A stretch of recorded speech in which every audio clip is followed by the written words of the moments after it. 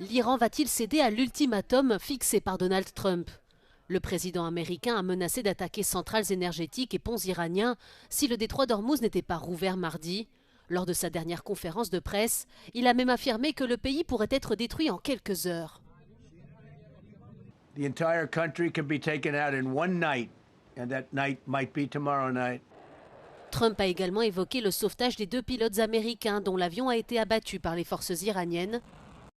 Il a décrit une opération de grande envergure impliquant 155 appareils, ainsi que les efforts déployés pour induire Téhéran en erreur quant au lieu des recherches. He scaled cliff faces, bleeding rather profusely, treated his own wounds and contacted American forces to transmit his location. Plus tôt dans la journée, l'Iran a rejeté une proposition de cessez-le-feu de 45 jours et a appelé à une fin définitive de la guerre. Pendant ce temps, les combats se poursuivent dans tout le Moyen-Orient. Israël et les États-Unis ont mené de nouvelles frappes contre l'Iran qui aurait fait plus de 25 morts. Selon les derniers bilans, plus de 5200 personnes ont été tuées à travers toute la région depuis le début de la guerre le 28 février.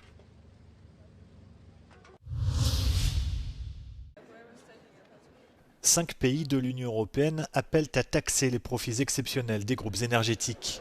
Dans un courrier adressé au commissaire européen au climat Wopke Hoekstra, les ministres de l'économie et des finances de l'Allemagne, de l'Espagne, de l'Italie, du Portugal et de l'Autriche disent vouloir ainsi freiner la hausse des prix liée à la guerre au Moyen-Orient. Ils proposent de relancer une contribution de solidarité qui avait été mise en place après le début de l'invasion russe de l'Ukraine en 2022. Le baril de Brent a atteint $100 contre 70 avant que les États-Unis et Israël ne lancent des attaques militaires contre l'Iran le 28 février. Avec la fermeture du détroit d'Ormuz, les marchés mondiaux du pétrole sont confrontés à une augmentation de la demande et à une pénurie soudaine de l'offre.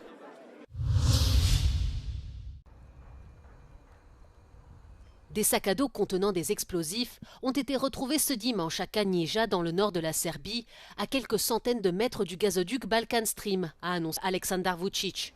Sans donner davantage de précision, il a ajouté que les explosifs retrouvés auraient eu la capacité de menacer de nombreuses vies et de causer des dégâts significatifs aux installations énergétiques toutes proches, et précisé avoir immédiatement informé le Premier ministre hongrois, Viktor Orbán. Balkan Stream, prolongement de Turk Stream qui passe sous la mer Noire, est destiné à transporter le gaz russe vers la Serbie et la Hongrie. Belgrade en est largement dépendante puisque l'immense majorité de son gaz provient de Russie, pour un prix bien inférieur au prix du marché européen. La Hongrie dépend également des importations de gaz et de pétrole russe. Au cours des dernières semaines, Viktor Orbán a accusé le gouvernement ukrainien de retarder délibérément les réparations de l'oléoduc Druzhba qui transite par l'Ukraine. De son côté, Kiev affirme que l'ouvrage qui achemine du pétrole russe vers la Hongrie et la Slovaquie a été endommagé par des frappes russes fin janvier. En représailles, Viktor Orbán a décidé de bloquer un prêt européen de 90 milliards d'euros à l'Ukraine. Des figures de l'opposition hongroise et des dirigeants européens accusent le Premier ministre hongrois de donner une importance exagérée à l'affaire de l'oléoduc pour dynamiser sa campagne en vue des législatives du 12 avril prochain, alors que son parti n'est pas assuré de gagner selon les derniers sondages.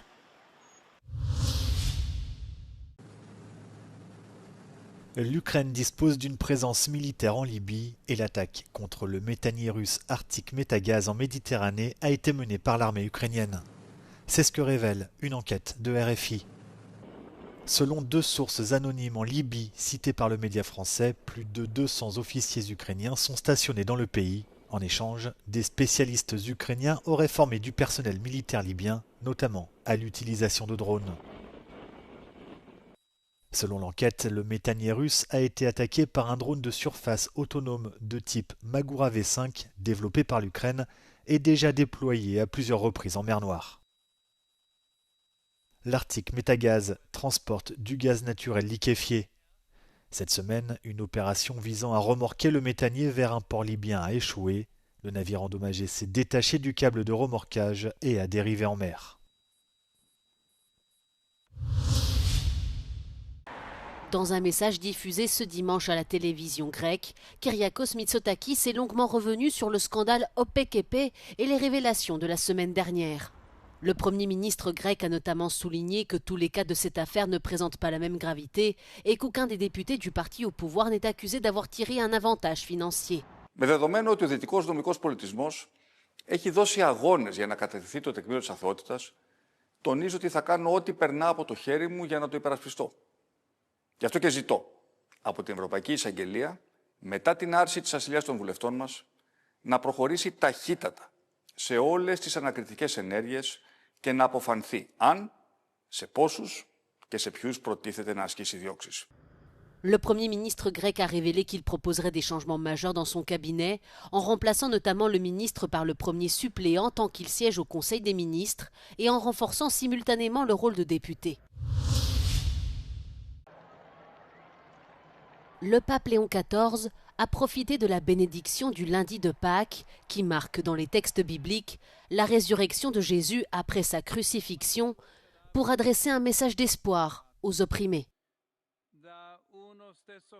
Penso ai popoli tormentati dalla guerra, ai cristiani perseguitati per la loro fede, ai bambini privati dell'istruzione. Annunciare in parole e opere la Pasqua di Cristo significa dare nuova voce alla speranza, altrimenti soffocata tra le mani dei violenti. Le souverain pontife a également rappelé le témoignage profond de foi et d'amour de son prédécesseur. Celui-ci est décédé le lundi de Pâques dernier, le 21 avril 2025, des suites d'une longue maladie.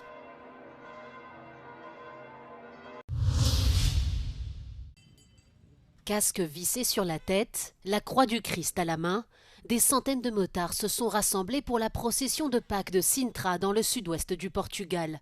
Une tradition lancée par le père Avelino Alves, qui a voulu associer sa foi à sa passion pour la moto. Leur mission consiste à porter la croix à travers les communautés de la région pour marquer la résurrection du Christ. Como dizia o Papa Francisco, às periferias, ir à periferia, a dizer a esta gente num mundo indiferente, dizer que ainda há Cristo, ainda há gente diferente que acredita. Chaque dimanche de Pâques au matin depuis 2007, les motards sont de plus en plus nombreux à se rassembler devant l'église de Perro Pinheiro pour entamer la procession vers le centre-ville. Ceux qui y participent se laissent vite gagner par l'ambiance fraternelle et promettent de continuer pendant de nombreuses années encore. Enquanto eu puder e estamos cá. Esta é a nossa família no dia de Páscoa.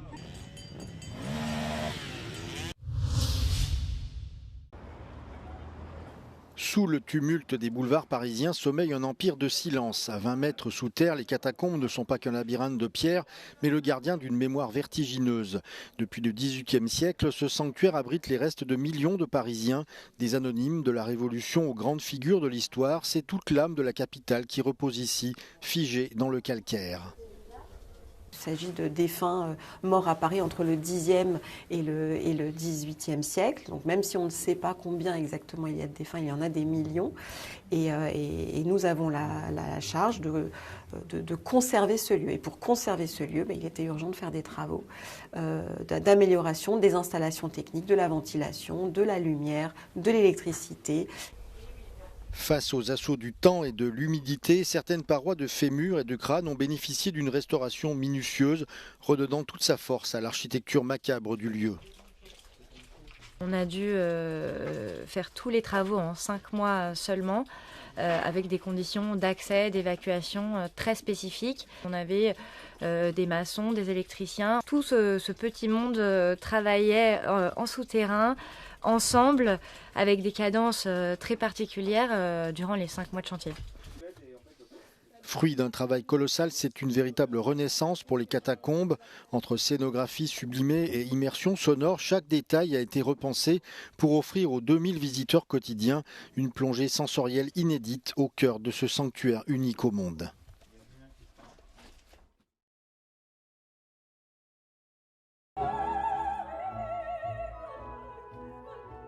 Une reine déchue, un monarque au pouvoir sans limite et une tragédie historique revisitée. Anna Bolena de Gaetano Donizetti fait son grand retour dans une nouvelle production de l'Opéra national de Grèce, mise en scène par Temelis Glinatzis et dirigée par Jacques Lacombe.